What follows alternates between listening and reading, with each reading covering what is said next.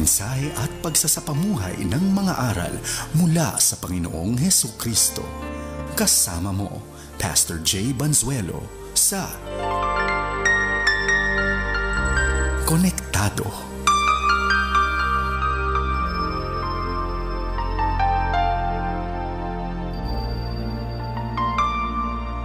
Mga kapatid, magandang umaga sa inyong lahat. Sana po ay nasa maganda kayong katayuan ngayong morning. Tayo po ay sama-sama sa loob ng 30 minutes dito po sa ating programang Konektado. Ito po si Pastor Jay Banzuelo.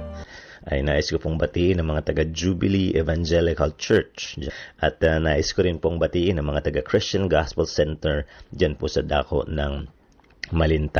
Well, ngayong umaga po, tayo po ay magkakaroon naman ng pag-uusap patungkol pa rin po sa isang magandang topic na magbibigay po ng challenge sa ating mga buhay, lalong-lalo na yung may kinalaman po sa ating pagiging matatag at pagiging matibay.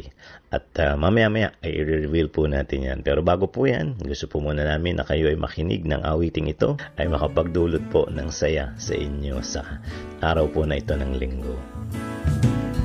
Pagdilat sa umaga, mag-iinat na muna, sabay pagsipon ng kanta. Pagtapak sa kalsada at baon ay pasensya, handang magpuri ng tuwina. Mula pagsikat hanggang paglubog ng araw. Maging pagsikat paglubog ng araw, pagsikat pagdilim ng ilaw, pagsikat paglubog ng araw, tuloy, tuloy sa papuri. Pagsikat paglubog ng araw, pagsikat pagdilim ng ilaw, pagsikat paglubog ng araw, tuloy, tuloy, tuloy sa papurihan. Tuloy-tuloy lamang sa ating pagpupuri sa Panginoon. Damdamin sa agahan, Sa umaga, maging sa tanghalian, sa tanghali, abutin panghapunan siyempre, yan. hanggang gabi. Dalangin magdamagan, maging kinabukasan, ay magpupuri kailanman. Mula pagsikat hanggang paglubog ng Maging araw. pagsikat paglubog ng araw, pagsinat pagdilim ng ilaw, pagsikat paglubog ng araw, tuloy, tuloy, tuloy sa papuri. Pagsikat paglubog ng araw, pagsinat pagdilim ng ilaw, pagsikat paglubog ng araw, tuloy, tuloy, tuloy sa papurihan. Ayan, sana po yung awitin na yan ay talaga po nakapag-inspire sa inyo. At of course, kailangan po natin ng, sabi nga nila magpa-perk up ng ating araw. Sapagkat totoo naman, pag maulang ganito, minsan nakakatamad. Lalo na ho, yung ilan ay kulang sa tulog. Pero tatandaan po natin, may mas mahalagang bagay na dapat po tayong gampanan, lalong-lalo na po yung may kinalaman sa ating Panginoon. Well, ngayong umaga po, ang ating pag-uusapan ay yun pong persistent faith, no? Napakahalaga daw po pala niyan. Ano po ba ang faith? Ang faith ay pagtitiwala, pananampalataya sa Panginoon. At kagaya po ng nakaraang weekends nating pagtalakay, ang sabi po natin ng faith is not a simple word. It's actually a verb, no? It's an action word. Kasi pagka nagbigay ng utos ang Panginoon, ang taong may pananampalataya would obey. Pagka nagbigay ng challenge ang Panginoon, ang lingkod ng Panginoon will respond. At again, ang faith requires improvement. So may leveling up. Ibig sabihin, kinakailangan nag-grow tayo sa faith. So it is dynamic. So pinapakita po na yan ang faith. Pero ang faith ay nahahamon din. At kailangan po natin ng persistence. At ang persistence ay isa sa mga katangiang paulit-ulit po na binibigyan ng emphasis sa Biblia na dapat nating taglayin. Ito po yung pagsusumikap, pagtsatsaga, pagiging matatag. Yan po ay mga mahalagang mga elemento na kailangan sa ating buhay. Well, ang isa po sa mga makikita natin na pinapakitang klase ng pananampalataya ng mga tauhan sa Bible, no? Ito ay makikita mo from the father of faith, which is Abraham. Makikita mo rin sa buhay, for example, ni Joseph. Makikita mo sa life ni Daniel, makikita mo sa life ng mga prophets, mga apostles, disciples, makikita mo sa buhay ni Jesus. At dapat din makita sa atin, persistent faith. At ano po ba yun? No? Sa kabila po ng mga hamong pinagdadaanan, hindi po nag-give up ng basta-basta. At ang ipinapakita po dito, nakakahanap ng paraan para makapagpatuloy. Nandoon yung napakagandang reality na bagamat malaki ang mga challenges at ang mga trials, mas malaki ang Diyos at yung pananampalataya sa Diyos para magawa ang mga bagay at makipagpatuloy ang mga bagay na otherwise ay parang deemed impossible because there is the help of God and there is the presence and the power of God. So, paano ba natin masasabi na ang ating mga faith ay persistent daw? Kasi katulad ni Joseph, di ba? Sa kabila ng kanyang mga hamong pinagdaanan na ibinenta siyang isang slave ng kanyang mga kapatid doon sa Egypt. Ang kanyang pinagdaanan is from a slave to a prisoner, di ba? Parang ang bibigat in mga 13 years yan, no? From the age of 17, kung saan siya ay isang kabataan pa lamang, binenta siya ng mga kapatid niya and then became Prime Minister of Egypt at the age of 30. So yung 13 years na pagitan ay hindi madali dahil talaga namang nalayo siya sa kanyang pamilya, he had to suffer. Pero ang kagandahan po noon, he is a testament of how God can actually help a person through difficulties and trials. Si Job is the same thing. Yung affliction naman na dumating kay Job ay hindi rin biro. Meron kawalan na nangyari, nawala ang kanyang kayamanan, nawala ang kanyang pamilya, nawala ang kanyang health, nawala ang maraming bagay sa kanya. Pero despite sa lahat ng mga bagay na kanyang napagdaanan, ang nakita po natin kay Job ay yung kanyang patuloy na pagtitiwala at pagre-revere sa Diyos. Tama po narinig ninyo, yung reverence sa Panginoong Diyos ay nanatili, no? Ang paggalang niya at pagkilala sa Panginoong Diyos ay nandoon pa rin na napakahirap gawin pagka tayo po ay dumadaan sa mga matitinding pagsubok. Madalas kasi daw ang ginagamit ng tao ay yung tinatawag na blame game. Ano ho ba yun? Mahanap ng sisisihin. And of course, kung hindi natin masisi ang kapwa-tao, ang nasisisi po natin ay ang Panginoon. So, makikita natin si Job, the way he approached yung situation and the way he still regarded God ay napakahalagang elemento. Sa marami pang mga tauhan ng Biblia, that is a reality. So, pag-aralan po natin, ano po ang 8 bagay na atin dapat matutunan about persistent faith. The first, persistent faith is not shaken by fierce adversity. Ulitin po natin, persistent faith is not shaken by fierce adversity. May kita po natin na talagang ang sabi nga po natin dumadating sa buhay ng tao ay mga distress, sorrow, minsan tears, no? Ang pain ay nandyan. Pero may kita po natin yung mga tauhan ng Biblia na talagang malakas ang pananampalataya. Yung kanilang ginagawa ay sumusulong para gawin ang kagustuhan at kalooban ng Panginoong Diyos kahit gaano ka-challenging yung circumstances. At times talagang physically painful, emotionally painful, at talagang minsan ang hirap na rin isipin yung mga pinagdadaanan nila sa kanilang buhay. Naalala ko rin si Apostle Paul nung kanyang sinasabi na meron siyang thorn in the flesh. Maraming interpretations ang mga Bible scholar dyan. Yung iba sinasabi pwedeng sakit na kanyang naranasan. Baka daw kasi na malaria yan. Siya ay dumaan doon sa road to Pamphylia. So, yun po ay sinasabing infested ng mga lamok that carries malaria. Baka daw yun ay simptomas ng malaria. Sabi naman ng iba, meron siyang eye infection. No? At yung kanyang letter to the Galatians, no? Sabi yun ng iba, kaya siya nadako doon sa lugar ng Galatia ay sapagkat na-divert siya because of the irritation kanyang eye infection. Iba naman ang sabi, ito daw yung mga detractors niya. Yan daw po yung walang tigil na sumusunod sa kanya kung saan siya magpunta at sinisiraan siya. So, ito po ang ilan sa mga pinagdaanan niya.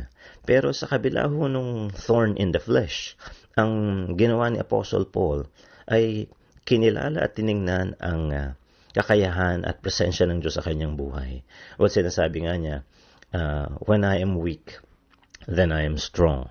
Hindi dahil malakas siya sa kanyang sarili, nire-recognize niya ng kanyang strength is from the Lord. No? Yun po ay napakahalagang elemento. Kasi nga ho, ang fierce adversity, hindi natin maiiwasan. It comes in different forms, it comes in different ways, it comes at different or varied times. May mga panahon na nanahimik, bigla na lang may dadating na biglang magiging opposition, merong dadating na mananakit sa iyo, may mga darating na kukontra sa iyo, may mga dadating na may magpe-persecute sa iyo. Iba-ibang klase ang levels na dumadating. Pero ang paalala, a persistent faith is not shaken by fierce adversity. So napakaganda po ng principle na yun. Yung second na atin makikita dito, a persistent faith is not spoiled by success or prosperity. Ang ito magaling ho, no? A persistent faith is not spoiled by success or prosperity. Bakit ho kaya? Kasi isang realidad din naman po ang ating nakikita. May mga times na ang mga tao pagka sila po ay nasa panahon ng hikahos o sa panahon ng pagsubok, panay ang hiling sa Panginoon. Panay ang pakikipag-usap sa Panginoong Diyos at panay ang pangangako sa Panginoon. Yun po ay nagiging typical na kilos o paggawa ng mga tao. Iba-iba ho ang motivation. No? Yung iba kaya ho nangangako ay gusto nang makaalis doon sa current na situation na kinalalagyan na medyo mahirap at umaasa na sa pangangako niya mayaangat na ang kondisyong pangbuhay, mawawala na yung problema. Yung iba naman para makuha yung pagpapala. Meron kang gustong inaambisyon sa iyong pagnanais na makuha yan, mangangako sa Diyos. At ang sasabihin, basta bigyan lang ng pagkakataong magtagumpay at maabot ang isang partikular na kahilingan, tutupad. Pero ito rin ho ay isang realidad na ating nakikita, na obserbahan at posibleng napagdaanan. Na may mga pagkakataon makatapos ibigay ng Panginoon ang ating kahilingan. Makatapos na marating natin ang isang level ng buhay na mataas-taas na. May mga times nakakalimutan po yung usapan sa Panginoon. Nakakalimutan ng mga pangako, nakakalimutan ang pagtatapat, at nakakalimutan na minsan ang Panginoon. Yun ho ang tinatawag natin sometimes, our minds will become clouded by the concerns of this world. No? Napakaraming mga bagay na pwedeng maglayo sa atin sa tamang focus. Instead of focusing on God, we basically get ruined and spoiled by success. At yun po ay malungkot. No? Minsan, ang mga malulungkot na realities, ang pangako sa Panginoon, pagka ako po ay binigyan nyo ng ganitong trabaho, magtatapat ako sa iyo. Tapos pagka hindi mo na makita sa gawain ng Panginoon, i-remind mo ang sasagot, kasi po yung trabaho ko, ayan. Yung pinaka-blessing, yun ang naging hadlang, na naging balakid. Humihingi ng popularity, humihingi sa Panginoong Diyos ng katanyagan. Pag nakuha yun, ang nangyayari, yung teaching ng Panginoon about humility gets to be forgotten. And pride comes in the way. Nawawala nga yung pagsunod sa kalooban ng Diyos. Sometimes we seek for wealth. Yung pagnanais na mag-improve ang buhay, wala namang masama na mag-improve ang buhay. Kaya lang sometimes, as one becomes wealthy, one forgets what is most important in life. And that is our relationship with God. No? So, yan po ay mga bagay na pinagpapaalala sa atin. You have to have persistent faith. Ang pananampalataya ay dapat consistent at ipinagpapatuloy yun hong mga pamantayan niya sa ating buhay. At kahit na positive ang dumating, biyaya ang dumating, at kasaganahan ng buhay, hindi po magiging daan para makalimutan ang Diyos. Meron isa akong binasang aklat, nakalimutan ko lang yung title, pero may maganda siyang ipinakita. Hindi ko alam kung gaano ka factually based, pero ang sabi niya, pag ang isang bansa daw po ay naghihirap, madalas nagiging religious ang mga tao. Pag ang mga bansa ay nagiging affluent o sobrang yaman, ang mga tao ay isinasangtabi na ang Diyos dahil ang tingin nila wala nang need sa kanilang buhay na pwede pang punuan ng Panginoon. A sad reality, kung yun po ay totoo, nakakalungkot yan. And doon sa illustration, the person was mentioning yung mga first world countries na dati ay talaga namang mga devoted na mga Christians ang sabi nga natin mga nagpasimula o kaya ay mga nagtatag o kaya ay mga naging pinuno at yung mga tao before were actually God-fearing. But now, parang pag may kinalaman sa pananampalataya, may kinalaman sa Diyos, they're cold. No? Dahil ang feel nila, bakit namin kailangan ng Diyos? Ano na kami? We're set for life. Ibig sabihin, lahat ng kailangan namin ay nandyan na. So there's no need for Him. Ang lungkot. So remember, a persistent faith is not spoiled by success or prosperity. So principle number 3, a persistent faith is not moved by the most subtle temptation. A persistent faith is not moved by the most subtle temptation. Ang totoo po niyan, ang kaaway ay laging humahanap ng paraan para tayo ay pabagsakin. At nandyan din ang iba't ibang sirkumstansya na pwedeng umuga sa ating pamamaraan ng pag-iisip at pwedeng umuga sa ating damdamin at mga saloobin. At definitely yung pag-uuga na yon, minsan ay ang layunin, ilayo tayo sa Diyos. Yan.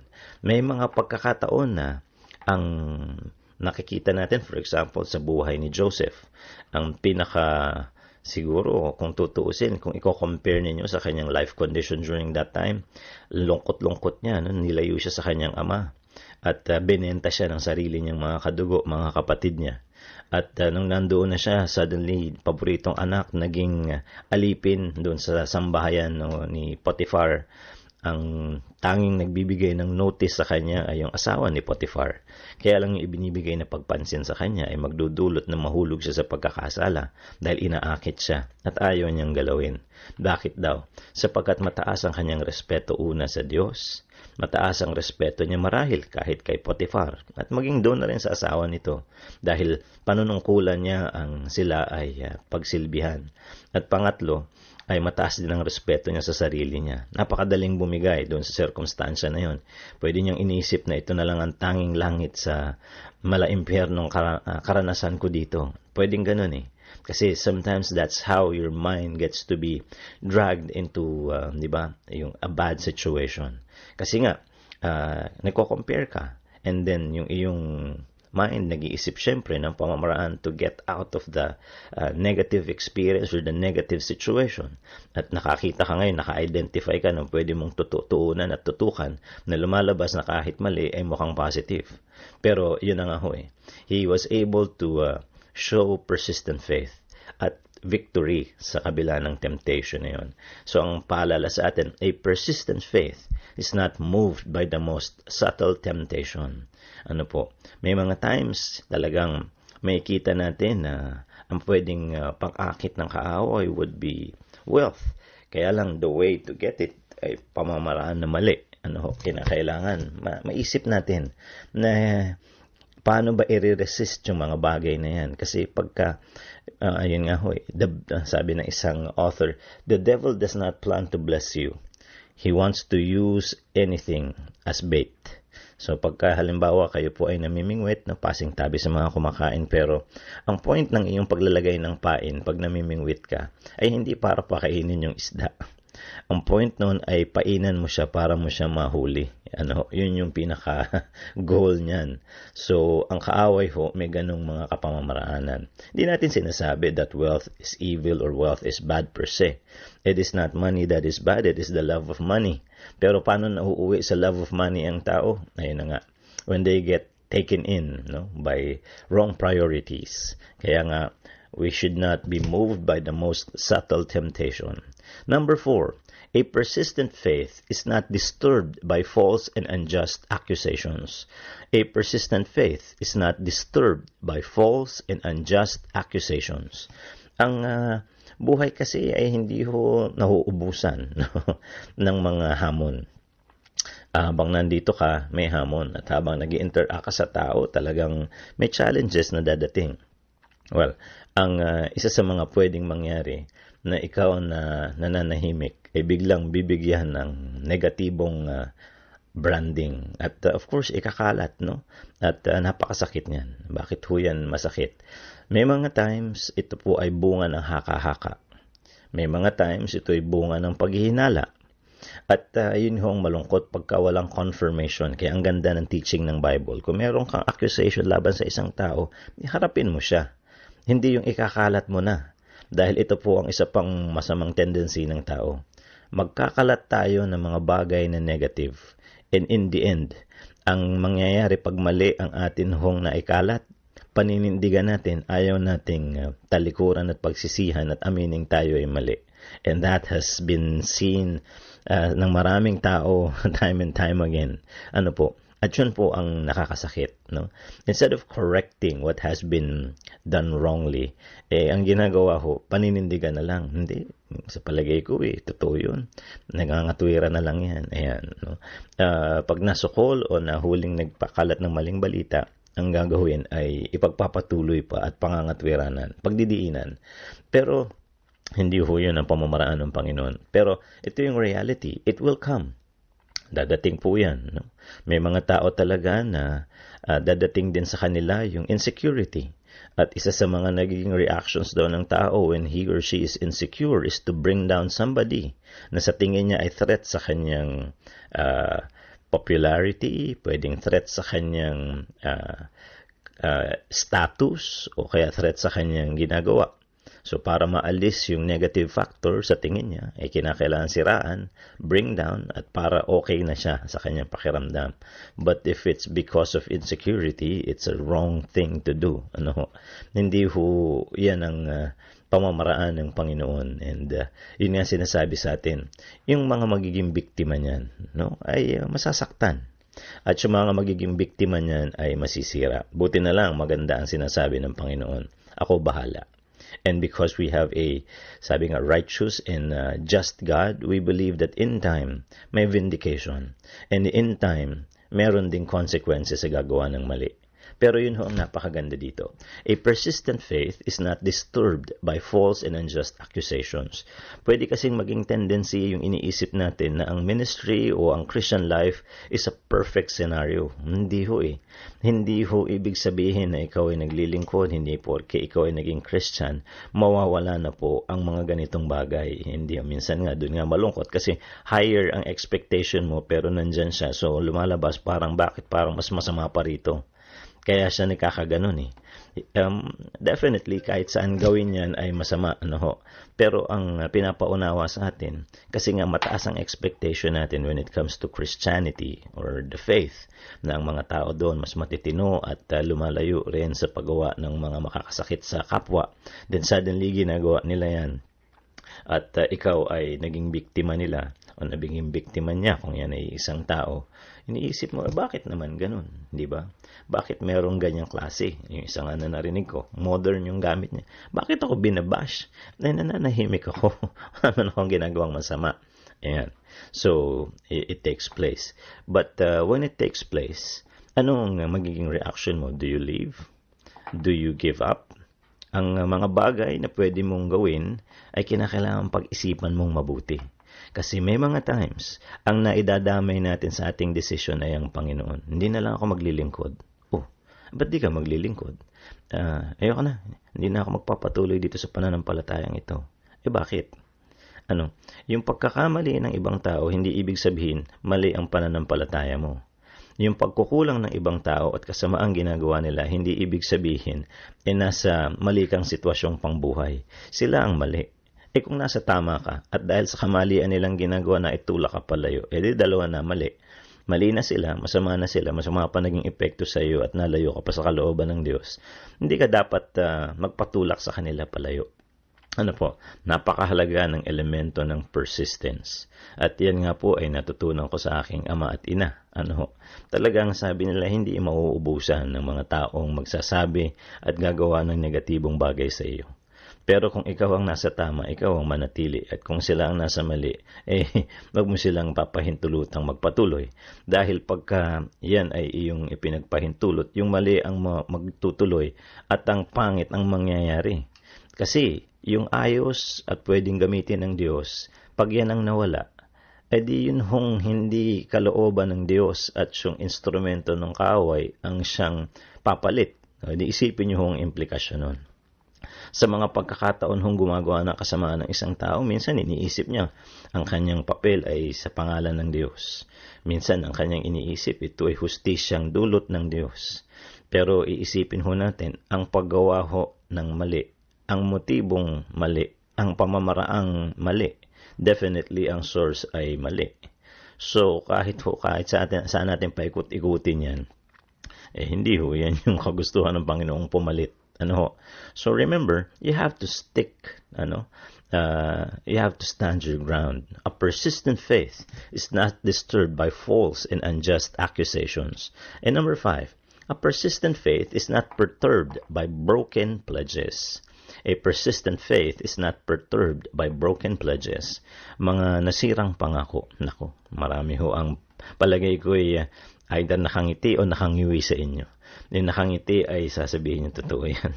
Ang sakit nga Pero siguro, water under the bridge, yan yung mga bagay na kinalimutan na lang. O kaya ay isinangtabi na. Hindi na. May mga hanggang ngayon nasasaktan pa rin. Yun nga po nangako at nagbigay ng mga pananalita, hindi naman tinupad. Ayan. So, may mga times sa atin hong frustration. Kasi nabigo Nabigo yung pangako, hindi naging totoo yung taong nagsabi ng pangako. At yung pa naman ay isang taong mataas ang respeto mo at pinagpipitaganan mo. At ang gagawin sa iyo ay mga bagay na hindi naman karapat-dapat o hindi naaayon sa kagustuhan ng Panginoon. May mga times nakalimot lang, ganun ang tao, nakakalimot. May mga times nagbago kaisipan. Pwede naman na yung pagbabagong kaisipan sa ikabubuti. At kaya lang, hindi naman pinaliwanag sa iyo. May mga panahon naman, talagang ayaw na lang tumupad. Talagang sinira na lang yung pangako. At yun nga, ang feeling mo, na-betray ka. Kasi tiwala ang iyong inilaan. Pero remember, pag ang Diyos ang nangako, ang Diyos ay tumutupad. Ang lagi kong tinitingnan dyan is the life of Abraham. Kasi ang daming pinangako ng Diyos hanggang sa pinakahuling sandali. Lahat yun ay tinupad ng Panginoon sa kanyang buhay. Pero ang tao, pag nangako, ay talagang sumisira sa pangako. Iyon po ay isang katotohanan. Walang kakayahan ng tao to perfectly keep promises. Kaya nga mayroong kasabihan ng mga Amerikano, promises are meant to be broken. Pero sa Panginoon ka magtiwala. At kung halimbawang sumira sa pangako sa iyo ang tao, dapat hindi yun ang maging basihan kung magpapatuloy ka sa pagtatapat at pagsunod sa Panginoong Diyos. Your faith is your faith. A broken promise ay isang bagay na naging batik sa relasyon ninyo ng isang taong pinagtiwalaan mo. Pero dapat ang faith mo nagpapatuloy. Number 6, a persistent faith is not influenced by human reasonings. So, a persistent faith is not influenced by human reasonings. Totoo naman. Ang faith ay mayroong sariling lohika. At may mga pinanghahawakan siya at tinitindigan na hindi lagi praktikal at pisikal. May mga pagkakataon, ito po ay nasa isang sitwasyon na talaga namang masasabi nating kaya nga may tinatawag na concept na leap of faith, mga di pangkaraniwan.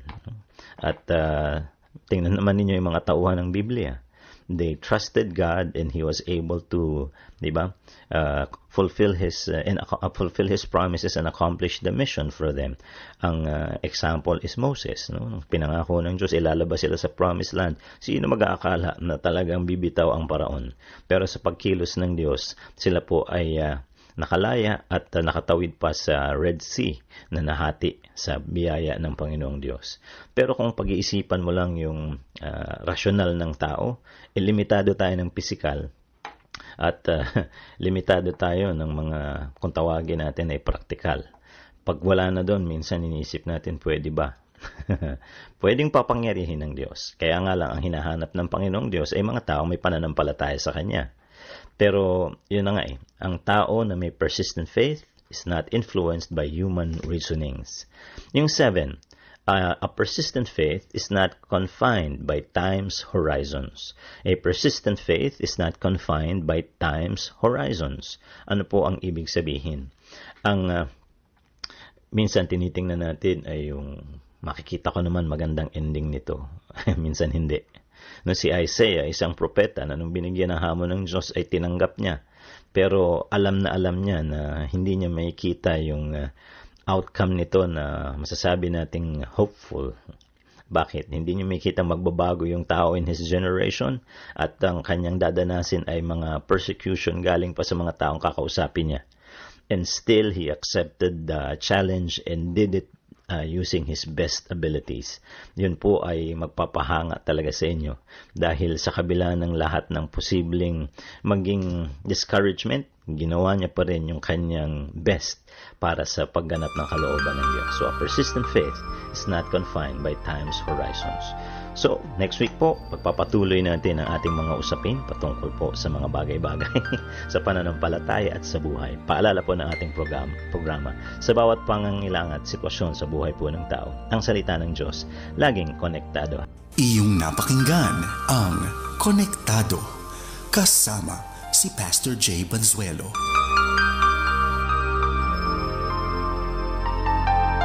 Inaanyayahan namin kayong makinig muli kay Pastor Jay Banzuelo sa Konektado, alas 11 ng umaga sa darating na Sabado. Sa loob ng 4.5 oras, inyong napakinggan ang pagsasahimpapawid ng 1143 DZMR. Ang himpilang ito na di-commercial ay pag-aari at pinamamahalaan ng Far East Broadcasting Company. Ang DZMR na may lisensya BSD 0101-2014 ay nagbo-broadcast araw-araw sa lakas ng 10 kilowatts tuwing Sabado na umaga mula alas 5:30 hanggang alas 12 ng tanghali.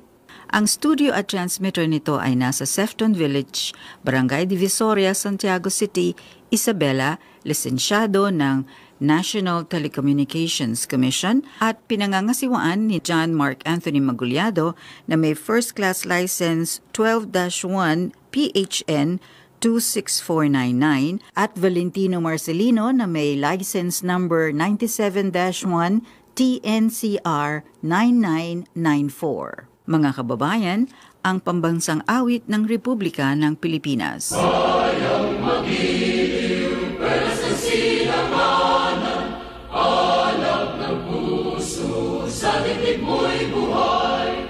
Lupang hinirang, tuyang ka ng magiting, sa manlulupig, di ka masisir, sa dagat at bundok, sa simaya, sa langit mong bugaw, may dinagang tula at awit sa paglayang minamahal, ang kislat ng matawat mo'y tagumpay na